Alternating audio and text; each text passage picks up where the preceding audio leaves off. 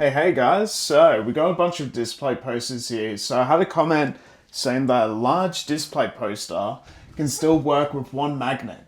So we're going to test it out. It is a bit heavier and this is like double the size of your normal display poster in terms of both sizes. So in terms of width and length, it's like double the amount of size. So I'd be impressed if it just took one. So normally what it'll come with is two magnets. So the magnets I'll show you are about this big. So normally you just have one here and then one here to actually mount it. So if it could just mount with one, I mean, save you a bit of cash and save you a bit of time. So that's what we're going to do. All right, so we're going to take this off. Now, as you can see, I put it diagonally. I just thought it was kind of cool and it kind of worked. All right, so let's put it on. Let's just see what happens. So,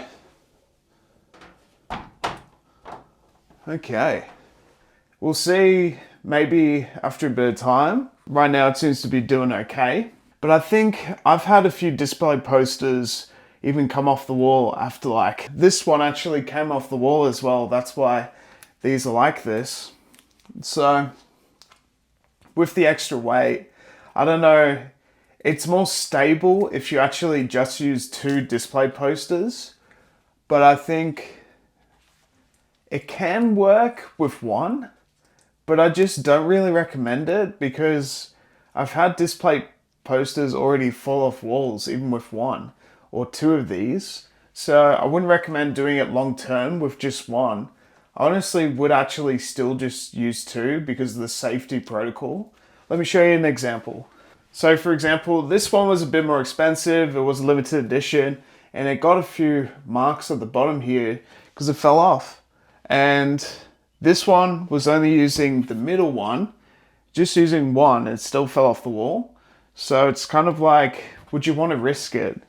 Depends how much the posters really mean to you as well. So it's important to you to think about how much you're willing to risk it with just one for a large display poster.